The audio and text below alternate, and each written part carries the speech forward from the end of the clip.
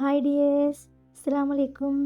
ഇന്ന് ഞാൻ വന്നിട്ടുള്ളത് ഗോതമ്പ് പൊടിയും പഴവും ഉപയോഗിച്ച് നല്ല സൂപ്പർ ടേസ്റ്റിൽ നല്ല സൂപ്പർ സോഫ്റ്റ് ആയിട്ട് ഉണ്ടാക്കാൻ പറ്റുന്ന ഒരു അടിപൊളി കേക്കിൻ്റെ റെസിപ്പി വീഡിയോ ആയിട്ടാണ്. ഇതിന് വേണ്ടിയിട്ട് നന്നായിട്ട് പഴുത്തൊരു നേന്ത്രപ്പഴമാണ് ഞാൻ എടുത്തിട്ടുള്ളത്. അത് മിക്സിയുടെ ജാറിലിട്ട് കൊടുത്തിട്ട് ഒന്ന് അരച്ചെടുക്കാം. വേറെ വെള്ളമൊന്നും ഒഴിക്കേണ്ട ആവശ്യമില്ല. 1 കപ്പ് ഗോതമ്പ് പൊടി, 1 ടീസ്പൂൺ ബേക്കിംഗ് പൗഡറും കൂടിയിട്ട് ഒരു അരിപ്പയിലൂടെ ഇട്ട് കൊടുത്തിട്ട് നന്നായിട്ട് അരിച്ചെടുക്കാം. വിസ്ക് വെച്ചിട്ട് നന്നായിട്ടൊന്ന് മിക്സ് ചെയ്തിട്ട് യോജിപ്പിക്കുന്നുണ്ട്. ഡ്രൈ ആയൊരു ബൗളിലേക്ക് 3 മുട്ട പൊട്ടിച്ച് വെച്ചിട്ടുണ്ട്. 1 ടീസ്പൂൺ വാനില എസൻസും 1 പിഞ്ച് ഉപ്പും 3/4 കപ്പ് പഞ്ചസാരയും കൂടി ചേർത്ത് നന്നായിട്ടൊന്ന് ബീറ്റ് ചെയ്തെടുക്കുന്നുണ്ട്. മുട്ട മഞ്ഞ കളറൊക്കെ മാറി വെള്ള കളർ ആവുന്നത് വരെ നന്നായിട്ട് തന്നെ ബീറ്റ് ചെയ്തെടുക്കാം.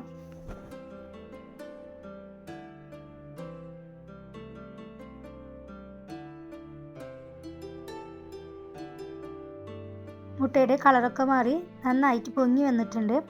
ഇതിലേക്ക് 1/4 കപ്പ് സൺഫ്ലവർ ഓയിൽ ഒഴിച്ച് ജസ്റ്റ് ഒന്ന് ബീറ്റ് ചെയ്തിട്ടൊന്ന് മിക്സ് ചെയ്തെടുക്കാം. ഇതിലേക്ക് നേരത്തെ അടിച്ചു വെച്ച പഴം കൂടി ചേർത്ത് ഒന്നും കൂടി ഒന്ന് മിക്സ് ചെയ്തെടുക്കാം.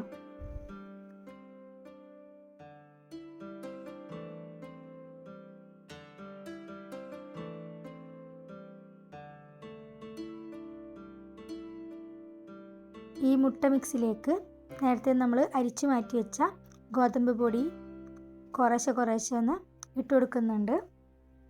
എന്നിട്ട് അതിലേക്ക് 1/4 കപ്പ് റൂം ടെമ്പറേച്ചറുള്ള പാലും കൂടി എടുത്തിട്ടുണ്ട്.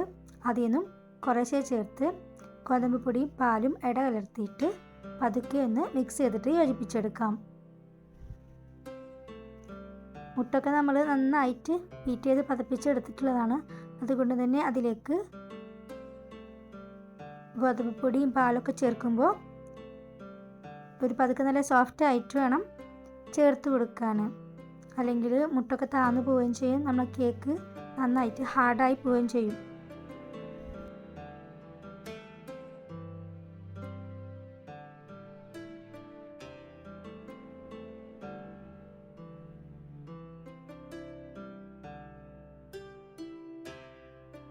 മൂന്ന് പ്രാവശ്യമായിട്ടാണ് ഞാനിതിലേക്ക് ഗോതമ്പ് പൊടി പാലൊക്കെ ചേർത്ത് കൊടുത്തിട്ടുള്ളത്.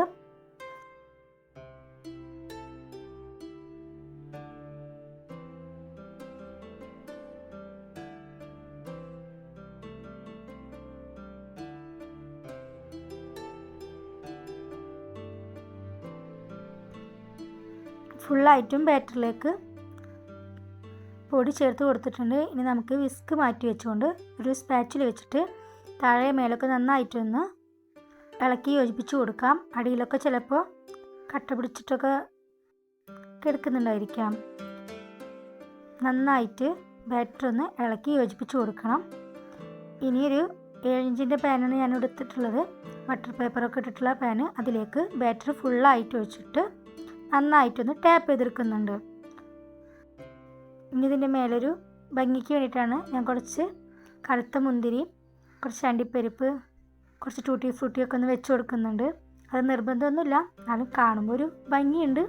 കഴിക്കുമ്പോൾ അണ്ടിപ്പരിപ്പൊക്കെ കൂടെ കഴിക്കുമ്പോൾ നല്ലൊരു ടേസ്റ്റും ഉണ്ട്. ഇതൊന്നും താന്നു പോകുന്നില്ല. നമ്മൾ ബാറ്റർ അത്യാവശ്യം കുറച്ചൊക്കെ ഒരു തിക്കായിട്ടുള്ള ബാറ്ററാണ്. ഞാൻ 10 മിനിറ്റ് 180 ഡിഗ്രിയിൽ പ്രീഹീറ്റ് ചെയ്ത ഓവനിൽ ഒരു 35 മിനിറ്റ് കൊണ്ടാണ് എനിക്ക് ഈ കേക്ക് ബേക്ക് ചെയ്ത് കിട്ടിയിട്ടുള്ളത്.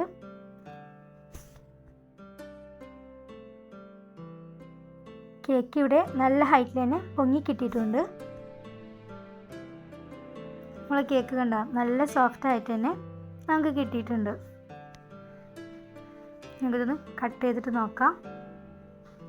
തീർച്ചയായും നിങ്ങൾ മക്കൾക്ക് ഇത് തയ്യാറായി കൊടുത്ത് നോക്കണം.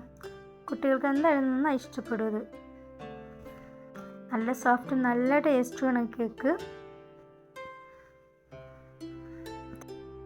ആദ്യമായിട്ടാണ് നിങ്ങൾ എൻ്റെ വീഡിയോ കാണുന്നതെങ്കിൽ നിങ്ങൾക്ക് എൻ്റെ വീഡിയോ ഇഷ്ടപ്പെട്ടാൽ ഒന്ന് സബ്സ്ക്രൈബ് ചെയ്ത് സപ്പോർട്ട് ചെയ്യാമോ? ഒരു ലൈക്കും കൂടി ചെയ്യണേ. അപ്പോൾ വേറൊരു വീഡിയോ ആയിട്ട് വീണ്ടും കാണാം. ബായ്.